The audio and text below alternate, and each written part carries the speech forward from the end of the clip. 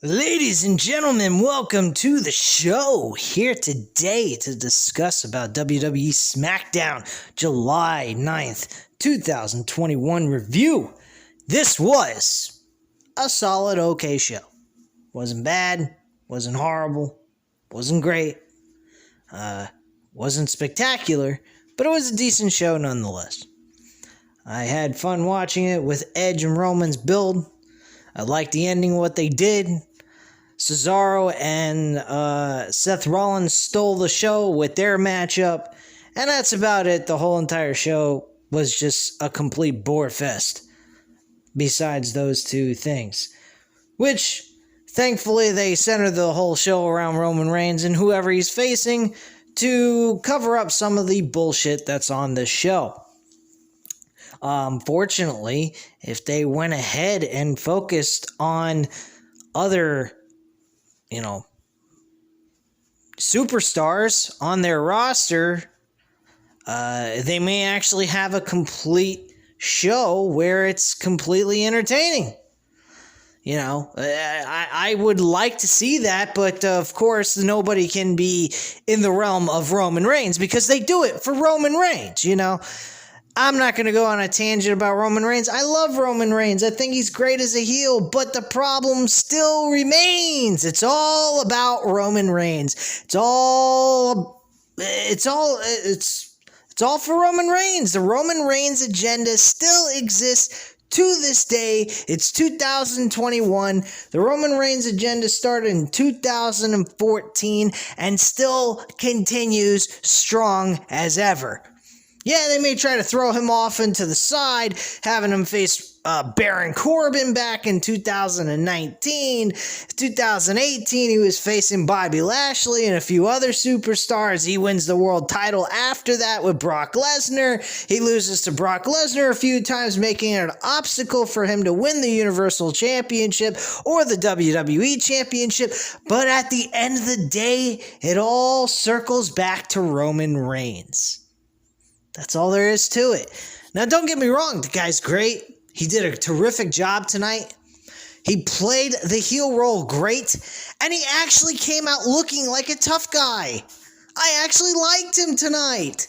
He was pissed that the Usos tried to come out during their one-on-one confrontation to have a little bit of a, brawl. And the Usos came out and he looked at them and he said, look, I told you guys, stay in the back. I don't need your help. The man wants me one-on-one. I'm going to give him what he wants. But they didn't do that. And then the Mysterios came out, Dominic and fucking Ray Ray. What the fuck was up with that shit? They pop out of fucking nowhere. They're helping do a fucking gang beating on the Usos. Roman Reigns is standing outside watching this shit as it unfolds. I'm going, what the hell is he doing? Get your fucking ass back in there and help your fucking cousins. What the hell is that shit? But then again, he's playing a heel, he's using them. So there's the reason right there, folks. That is the reason.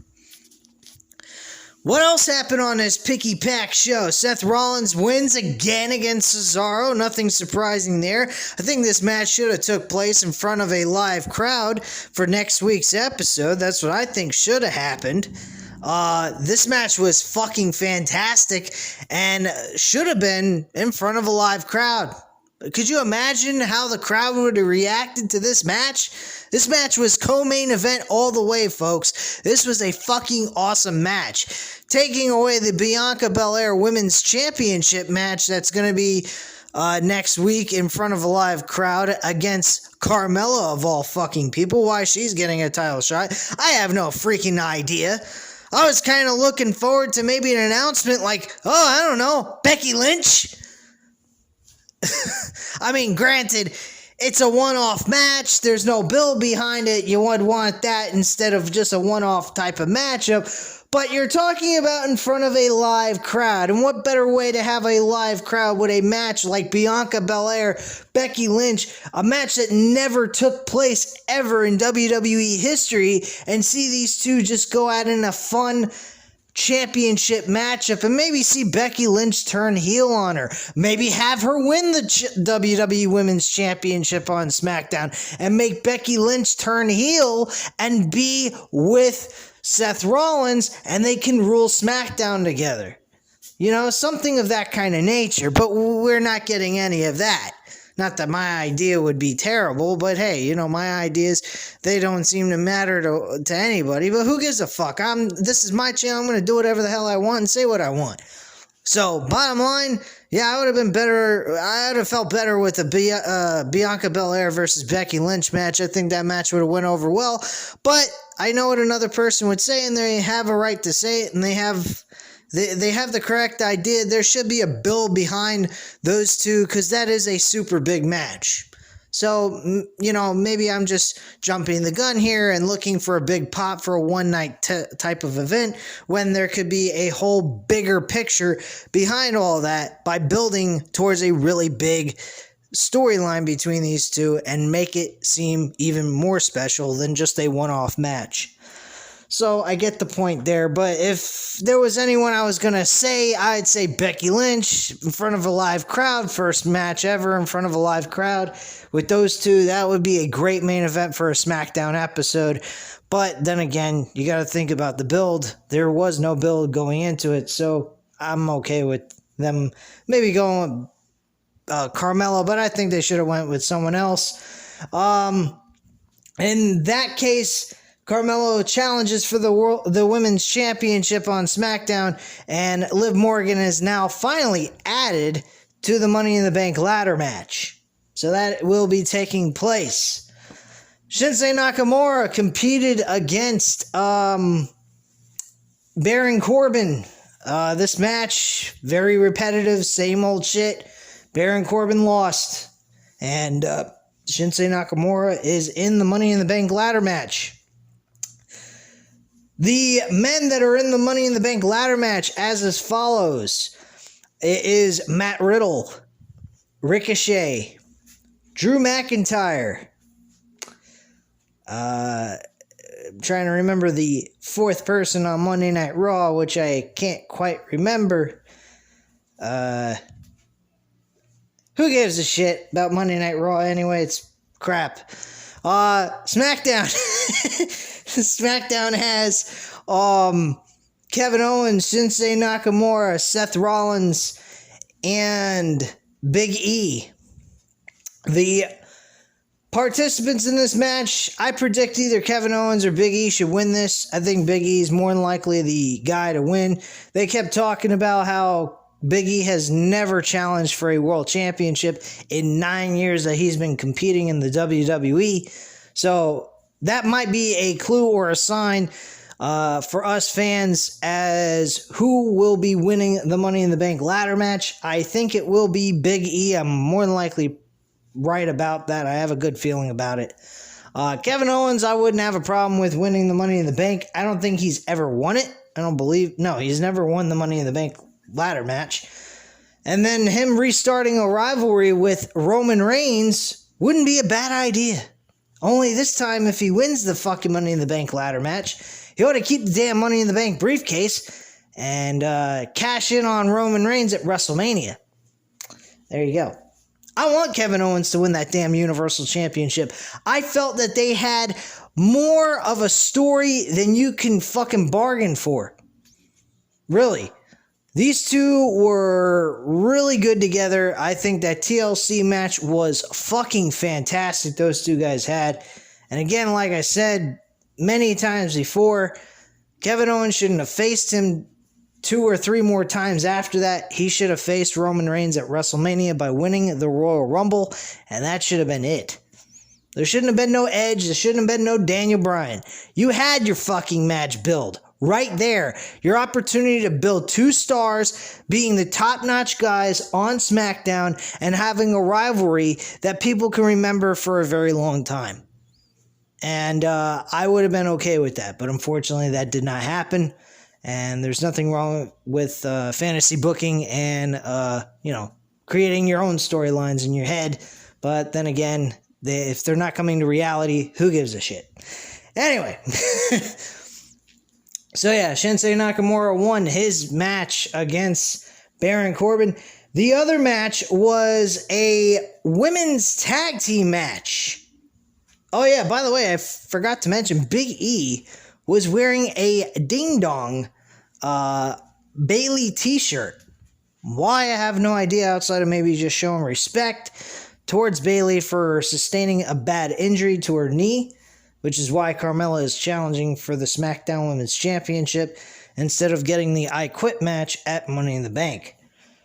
Let's see. So yeah, the Shotzi Blackheart and Tegan Nox challenged the tag team champions Natalya and Tamina Snuka in a tag team match. The titles were not on the line.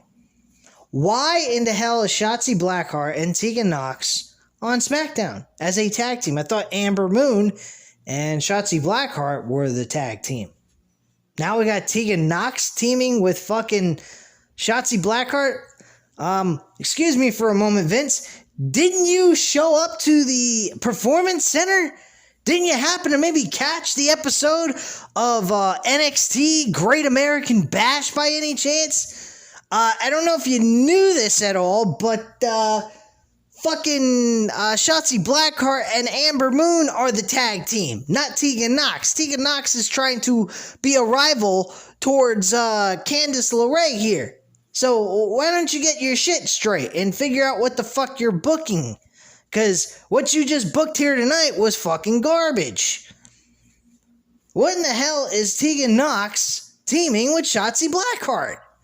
And then to top it all off, they won a match together against the tag team champions.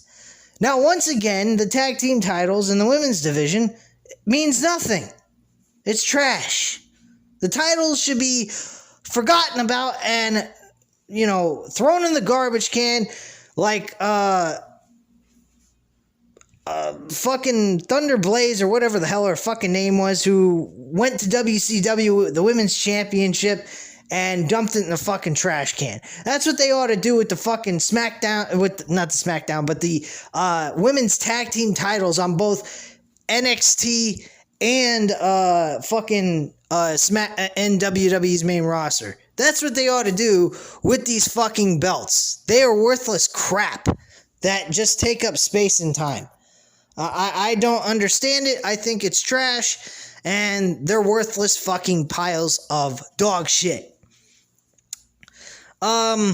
Seth Rollins was backstage after he won his match. By the way, Seth Rollins made Cesaro a bloody mess, which I actually liked. Finally, we got to see some realism.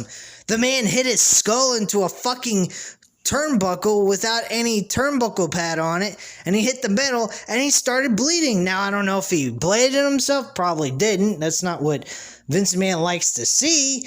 But, folks, he looked pretty dang banged up. He had a bad cut, and he was gushing blood all over the place. The match ended with a curb stomp on Cesaro by Seth Rollins, and he got the 1, 2, 3.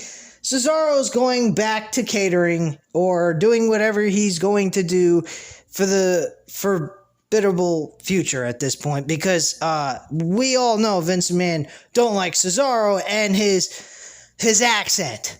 He has an accent. He can't succeed with an accent.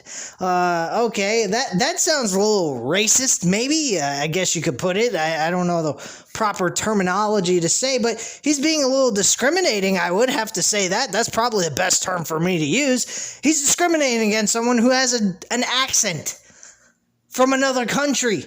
Are you fucking kidding me? This guy is an excellent in-ring performer. Tonight he provided probably a main event type matchup, which that's basically what it was. It was the last fucking match on the show, and you don't give this man an opportunity to shine and give him one world title run. No, you can't do that. You just put him in a match with Roman Reigns. No build, no nothing. He ain't even getting an Intercontinental Championship opportunity, for God's sakes. This is bloody awful bullshit, okay? Plain and simple. I'm just so fucking fed up with this company and some of the ideas that they come up with. Don't get me wrong, I didn't have any major complaints about this show, but The Tegan Knox Shotzi Blackheart thing, the Cesaro losing shit, I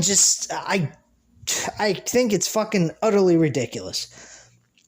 But anyway, getting back to point, Seth Rollins was backstage celebrating his big win against Cesaro, and he was being interviewed, and he said, hey, if I win the Money in the Bank ladder match, why not cash in on the guy I won the title from the last time I cashed in?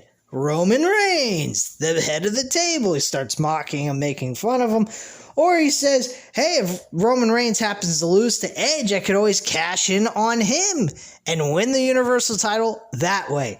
Edge did not like the words that were coming out of his mouth. He came behind him and he said, look, I actually heard your squealing, stuffed up voice, and it was really irritating me with some of the things you were saying here in this interview. You want to sit here, bitch, and complain. You know what I do? I go out and I take my opportunities for world titles, and I win them. You sit back and you complain about it. So, it's definitely taking place. Seth Rollins and Edge is going to happen at SummerSlam. There ain't no doubt about it.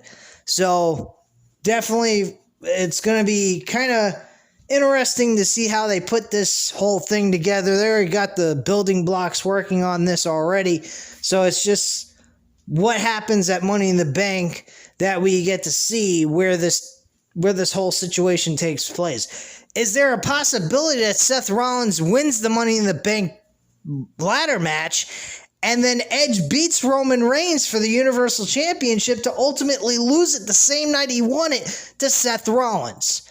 If that's the case, what fucking garbage? Really, that's fucking garbage. Really, that is 100% fucking garbage.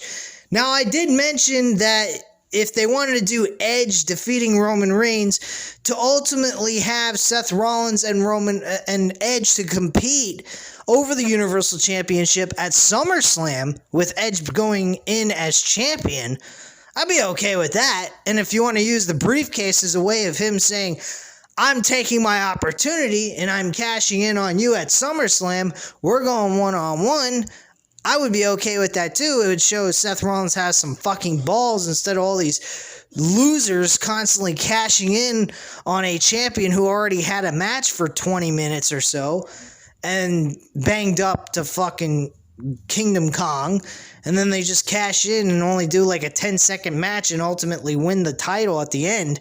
I mean, that's fucking retarded. That stuff's getting old. Edge made that special, and they just continuously, with every fucking person, has made it worse and worse and worse. I mean, fucking Damian Sandow lost doing that, so I don't know. Whatever. Doesn't really... Baron Corbin, yeah, he's another one. He failed against Jinder Mahal. Oh my god, that's fucking terrible as well. You lose to Jinder Mahal and you cashed in after he had a fucking grueling match on the night of Smackdown? That's pretty fucking pathetic. But, yeah, that's pretty much it, guys. There's not much more to talk about this show. Very light wrestling took place on this episode of Smackdown. A lot of build going towards Money in the Bank, which I appreciate. I like that. I think that was the one special thing that they did here on SmackDown, but still, WWE is in shambles. This company is a downward spiraling piece of shit, and hopefully it will one day be flushed down the toilet and forgotten about, or come from obscurity and all of a sudden become great once again, which I doubt that'll even happen anytime soon. So, at this time, guys, you know what to do. Hit the like button if you like this video. Hit the subscribe button if you're not already subscribed to the channel. And leave a comment down below. I'll definitely get back to you on that. And I thank you very much for watching. Have a great night, guys. Bye.